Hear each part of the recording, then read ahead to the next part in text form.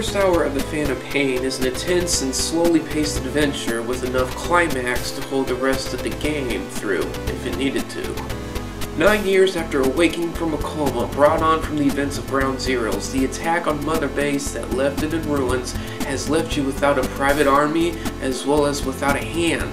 But the most distinguishing mark left on Big Boss's body from the catastrophe is the gigantic shrapnel fragment lodged into your forehead.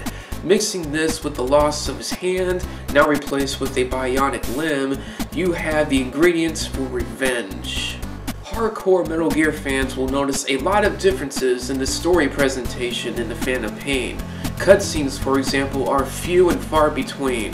While a welcome and fresh concept for the series, as cutscenes in the past stood out more than gameplay in almost every category, it does present a problem for the story when it comes down to pacing. Some players may find it easy to lose focus on the story if they find themselves doing missions and side ops that fail to progress the story very much. There could be a simple fix for this minor problem, and that solution revolves around Big Boss's use of dialogue, which in The Phantom Pain there is very, very little. Big Boss speaks so little in this game that it makes David Hayter's replacement voice actor, Kiefer Sutherland, pointless. Especially when you consider that Snake does not even give responses when the story is revealing itself to you. A perfect example of this is when you're traveling with Skullface to Metal Gear and he is explaining to you the background of his objectives and his agendas. But in every possible opportunity that desperately needed some sort of input from Big Boss, all you see him do is sit there and stare off into space.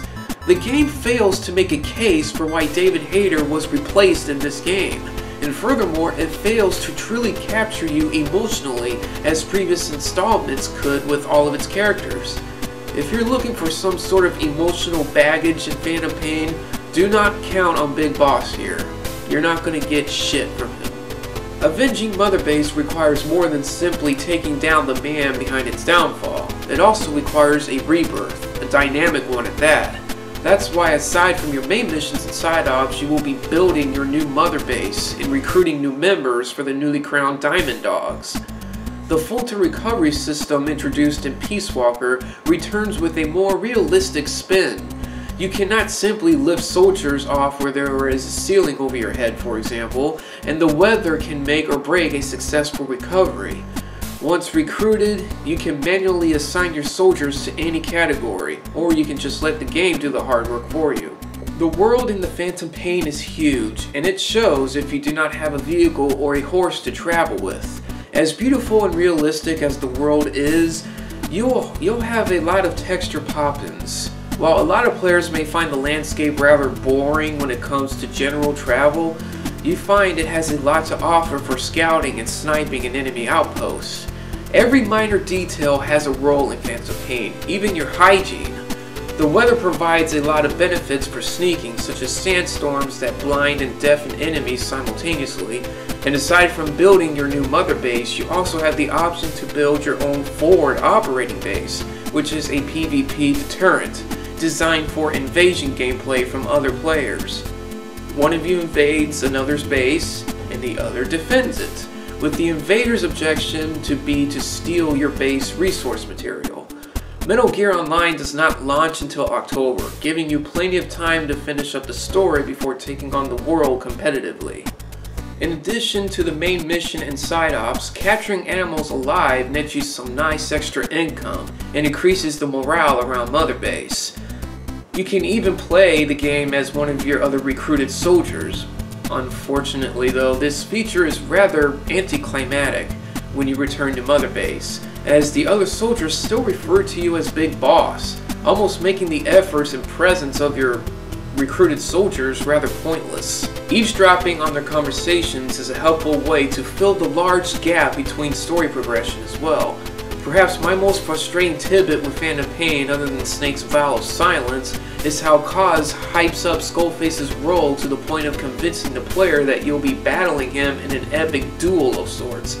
This is sadly not the case, as Skullface's demise is chained to a cutscene, with very little player intervention. Battling Metal Gear, codenamed Sahelanthropus, though basic, is a nice refreshing step for the story's premise. And that premise is basically how Metal Gear actually is not the biggest danger in the world this time around. And it's at that point in the game where the story starts to really grab you by force in true Kojima style and never let go. Even though Snake still just stands there and stares off into space. Put simply, with Phantom Pain, we are given a seemingly infinite source of fun here. It took me over 100 hours just to complete most of the main missions.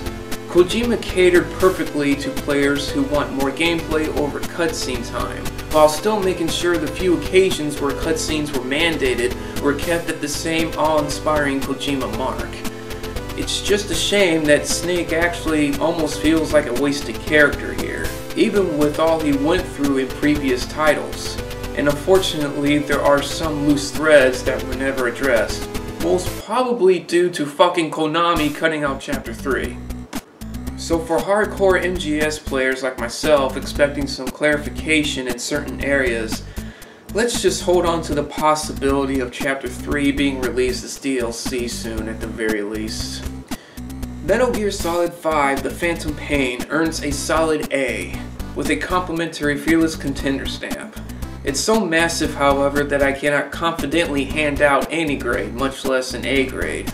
But the amount of time it took me to get to that point is something Kojima never truly gave us before.